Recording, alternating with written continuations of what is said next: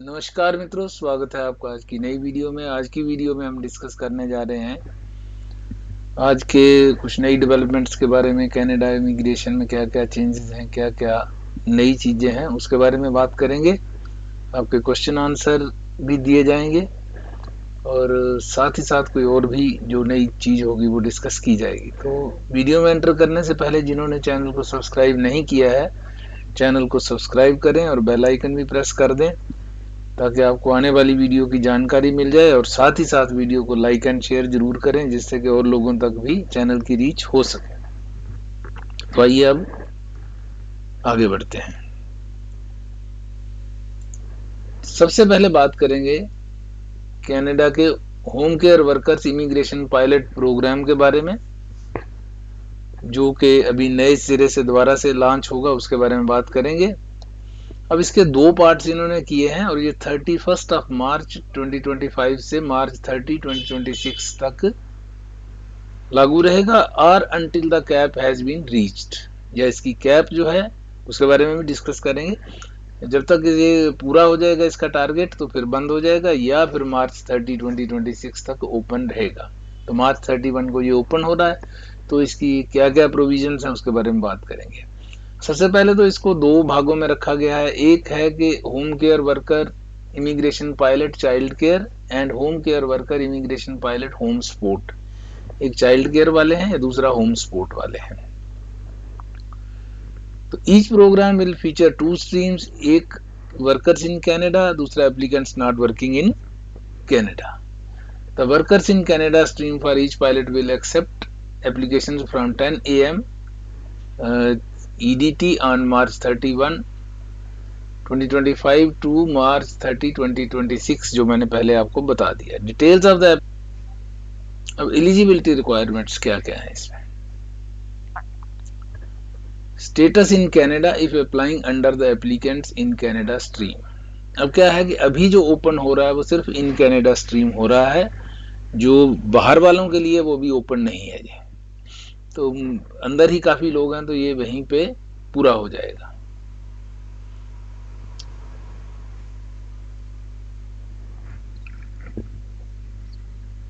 तो कंडीशंस क्या है?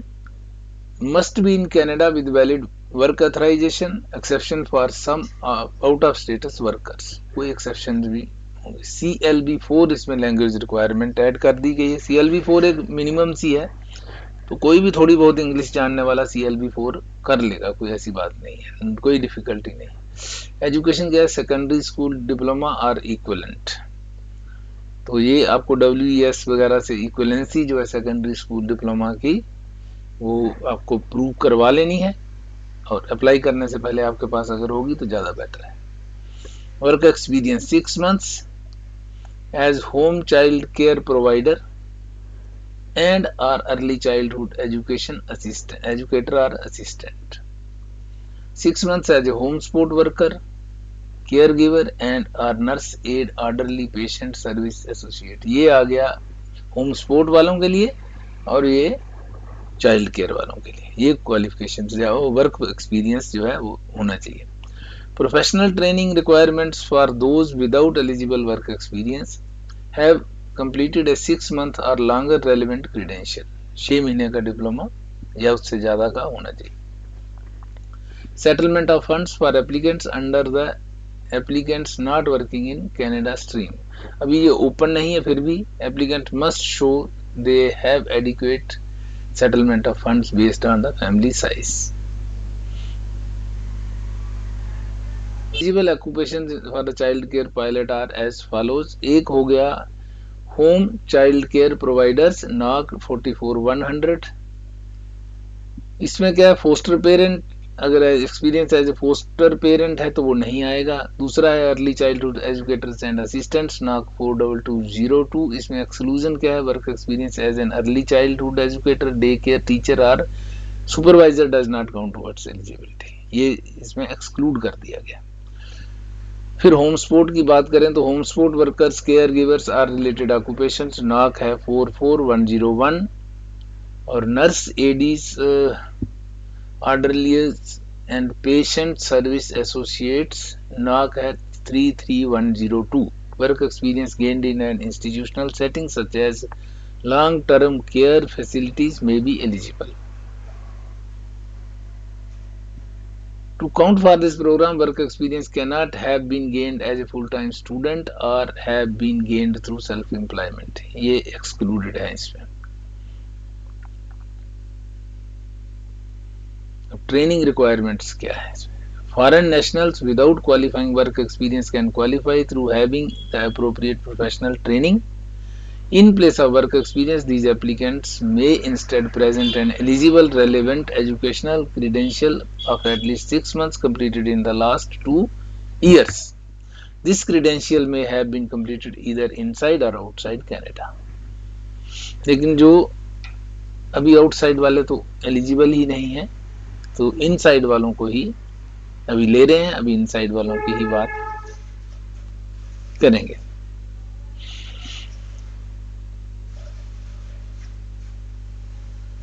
और डिटेल के लिए आप ये स्क्रीन जो है इसको पॉज करके देख सकते हैं.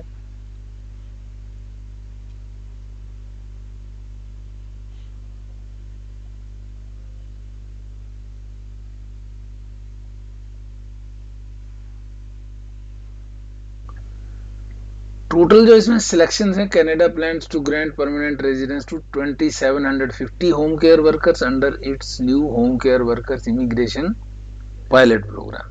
Out of these 2750, 150 will be reserved for home care workers currently out of status in the country, according to Immigration Minister Mark Miller, who announced these targets in a press conference on March 8, 2025. मार्च 8 को ये announcement हुई थी 2750 जो candidates हैं वो लिए जाएंगे. तो मार्च 31 को ये खुलेगा और मार्च 30, 2026 तक ये चलेगा.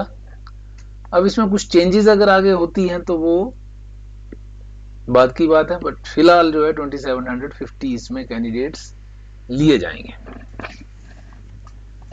तो ये था होम केयर वर्कर्स के बारे में जो अनाउंसमेंट है और अभी ओपन होने जा रहा है. तो जो भी लोग इसमें एलिजिबल हैं वो इसमें पार्टिसिपेट कर सकते हैं. तो आप अपनी क्वालिफिकेशंस वगैरह मैंने सारी स्क्रीन शेयर कर दी है क्वालिफिकेशंस के रिगार्डिंग, तो आप देख के अप्लाई कर लीजिए. बट ये अभी इनसाइड कनाडा के लिए है, आउटसाइड कनाडा के लिए नहीं है. तो आपके क्वेश्चन आंसर से शुरू करते हैं. Any update about education draw? कोई अपडेट ऐसी नहीं है कि कौन सा ड्रा आने वाला है. जैसे आपका क्वेश्चन, अगला क्वेश्चन है कुक का ड्रा कब तक आ सकता है? हाँ, ये आ सकता है. देखिए, आ सकता है कि ऐसी बात है कि आज भी आ सकता है, किसी भी वर्किंग डे पे कोई ड्रा आ सकता है, कभी भी आ सकता है. कोई पॉसिबिलिटी आप डिनाई नहीं कर सकते. लेकिन बात यह है कि अब कौन सा आएगा ये नहीं बता सकते और कब आएगा ये नहीं बता सकते. ये एक मतलब एक हिडन उनका एजेंडा है, कुछ बताते हैं नहीं.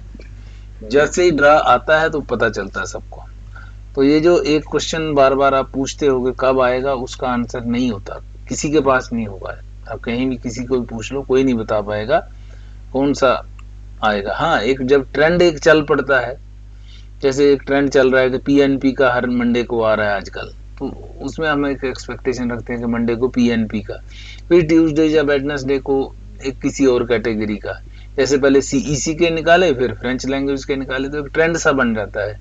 तो अभी क्या है कि 3 फ्रेंच लैंग्वेज के जैसे निकल गए हैं, तो अब अगला क्या होगा? क्या फ्रेंच लैंग्वेज का ही आएगा या किसी और कैटेगरी का आएगा? बता नहीं सकता, कोई नहीं बता सकता. आने पे ही पता चलेगा कौन सा आएगा. तो इसी तरह ये आपका भी आंसर हो गया कुक वाला. ये मेरे बेटे का स्कोर 518 था, अब 468 हो गया. उसका ड्रा कब आएगा? एक्सप्रेस एंट्री का ड्रा. क्योंकि ये इन्होंने पूरी इंफॉर्मेशन दी कि एक्सप्रेस एंट्री में है. 518 पहले था और 468 अब हो गया, क्योंकि 50 पॉइंट नीचे आ गए LMIA के, तो 468 हो गया. तो अभी क्या है कि अभी आंसर इसका बन नहीं पाएगा, क्योंकि दिक्कत ये है कि अभी CRS पूल जो है उसकी जो स्टैंडिंग है वो अगले ड्रा के साथ ही रिलीज होगी. तो उम्मीद है कि नेक्स्ट मंडे को हो जाएगी, इस मंडे को जो आने वाला है. उसके बाद इसका आंसर बनाने की कोशिश करेंगे कि कब तक नंबर आ सकता है, क्या कोई और कौन से ड्राज आते हैं, तो उसके बाद फिर आगे बात करते हैं। तो सीईसी कैटेगरी और जनरल दोनों में एलिजिबल हो गए, या अगर कोई और कैटेगरी है तो वो भी आप बता सकते हैं कि ये भी इनके पास एक प्रेफरेंशियल कोई कैटेगरी है, तो वो भी आप बता सकते हैं। तो ये आने वाले समय में हम इसका, जैसे मंडे के बाद ही क्लियर कट इसका आंसर बनेगा। तो अब कितने उसमें से निकल गए हैं, कितने रह गए हैं, ये पता नहीं है। कल एक टेंटेटिव फिगर हमने बनाई थी कि 10,000 अगर उसमें बचेंगे अबव 500 टू 600 तो क्या होगा। तो वो हो सकता है 10,000 हो और हो सकता है उससे नीचे भी हो। तो एक वीडियो उस पर और निकालने का प्रोग्राम है कि एक वीडियो और निकाली जाए जिसमें कि 10,000 से अगर कम ही रह गए हैं ऊपर तो क्या सिचुएशन होगी। तो एक वीडियो उसके बारे में भी बनाएंगे, क्योंकि अभी थोड़ा सा अनक्लियर सा है, क्लियर नहीं है सिचुएशन। तो हो सकता है आज शाम तक ही वो वीडियो भी निकालें तो एक पता चलेगा ऊपर अगर कम कैंडिडेट्स हैं तो क्या सिचुएशन रहेगी। अल्बर्टा का कोई न्यूज खास अभी नहीं है, आती रहती है, अगर कुछ न्यूज पता चलेगी तो आपको बताएंगे। और कितनी वेट करनी पड़ेगी ट्रेड के ड्रा की, कितने मंथ और वेट करनी पड़ेगी, और कितनी वेट करनी पड़ेगी ट्रेड के ड्रा की, और कितने मंथ और वेट करनी पड़ेगी। कुछ नहीं कह सकते, ट्रेड के ड्रास कम निकलते हैं तो कब निकालेंगे ये नहीं कह सकते। हाँ, प्रोविंसेस में ट्रेड के जरूर निकलते हैं। अगर आपने कोई पीएनपी भी लगा रखा है तो उसमें तो आने की संभावना है। हालांकि अभी ओंटारियो, बीसी वगैरह किसी ने भी शुरू नहीं किया है, कुछ प्रोविंसेस कर रहे हैं, जैसे एआईपी का निकला, अल्बर्टा, मैनिटोबा, न्यू ब्रंसविक का आया था, और ये इसका पीईआई का भी आया है। तो उम्मीद है जल्दी ही, पिछली बार भी मैं कह ही रहा हूँ हर वीडियो में कि ओंटारियो, बीसी वगैरह भी चालू करेंगे। तो आपका कौन सा प्रोविंस है उसके अकॉर्डिंगली आप देख सकते हैं। वेल्डर स्किल ट्रेड ओंटारियो का ड्रा कब तक आएगा, कब तक वाला आंसर है ही नहीं, कुछ नहीं बता सकते। सेम कहानी इसमें भी है, हेल्थ का भी। सीआरएस स्कोर 518 था, 468 और 468 हो गया।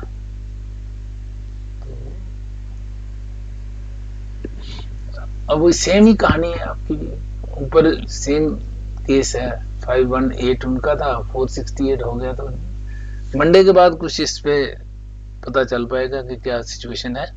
तो मंडे तक आपको वेट करना पड़ेगा। इसका मैंने आंसर वैसे देने की कोशिश की है।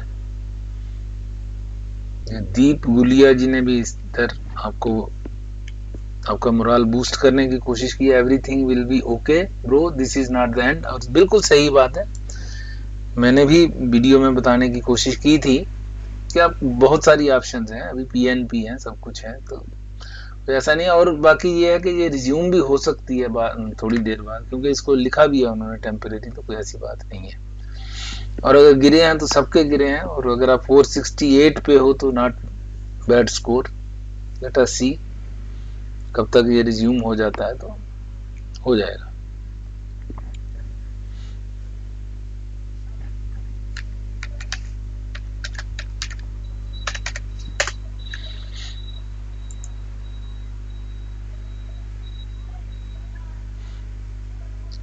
हेल्थ प्रोग्राम में 417 स्कोर है, तो अगर किसी और पीएनपी में मूव होके एक्सपीरियंस लेके ट्राई करूं, 1 ईयर एक्सपीरियंस पेंडिंग है, तो क्या ऑप्शंस हैं। अब क्योंकि पूरे सारे पीएनपीज को मुझे ये करना पड़ेगा, चेक करना पड़ेगा, और फिर आपको बताना पड़ेगा आपके स्कोर के हिसाब से। तो एक बार आप खुद क्या करें कि आप पूरा जो पीएनपीज आपको एलिजिबिलिटी है, ये आपको खुद मेहनत करनी पड़ेगी इसमें, क्योंकि अगर मैं करने बैठूंगा तो मुझे आधा दिन चाहिए इसको, सारे प्रोविंसेस की वो एनालाइज करूं, सब करूं, तो इट विल टेक टाइम है ये। तो 1 ईयर एक्सपीरियंस है आपका, जैसे ही खुलता है हेल्थ केयर का तो आ जाएगा। अगर ओंटारियो में जैसे आपने अप्लाई कर रखा है तो 417 इज ए गुड स्कोर, और हेल्थ केयर में आपका आ जाएगा, चिंता मत करें। तो और दूसरे मुझे लगता है एक बार आप ओंटारियो का देख लो दूसरे में मूव होने से पहले, अगर यहीं हो जाता है तो किस लिए मूव करना है।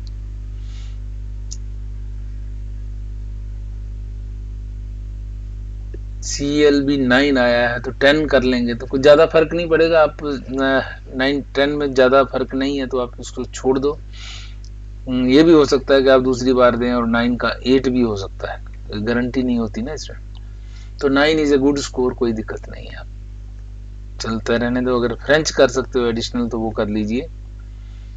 CLB 9 is a good score, 10 तक मुश्किल होती है। ट्रेड का ड्रा कब निकलेगा, कोई पता नहीं है कब निकलेगा। हाउ मच यूएस, अच्छा ये इन्होंने पूछा होगा। स्किल वर्कर का ड्रा कब आएगा, कोई गारंटी नहीं है कब आएगा, आएगा जरूर। हेल्थ का ड्रा कब आएगा, सेम क्वेश्चन है। तो यहां तक हमने पीछे जो आंसर दे दिए थे, तो ये अब तक के आंसर्स हो गए। तो अभी कोई और क्वेरी रह गई है, कुछ और पूछना चाहते हो या जो मेरे से छूट गया है, आप उसके बारे में दोबारा से इस वीडियो के कमेंट्स में लिख दीजिए या नए किसी और वीडियो के रिस्पांस में लिख दीजिए। तो मैं अगली वीडियो अगर आज शाम को बनाता हूं तो आज शाम को ही आपको आंसर दे दूंगा, नहीं तो अगले आने वाली वीडियो में आपको आंसर मिल जाएगा। एक वीडियो और बनानी पड़ेगी क्योंकि जो मैंने तो एक फिक्स पे किया है तो उसमें कुछ चेंजेस करके भी देखते हैं क्या हो सकता है। कट ऑफ स्कोर नीचे भी आ सकता है, कहाँ तक जा सकते हैं, क्या हो सकता है, तो उसके बारे में वीडियो बनाएंगे। आज की वीडियो यहीं तक। तो जिन्होंने चैनल को सब्सक्राइब नहीं किया वो चैनल को सब्सक्राइब कर लें और बेल आइकन भी प्रेस कर दें, साथ ही साथ वीडियो को लाइक एंड शेयर करें। तो thanks for watching, have a nice time, see you again in the next video.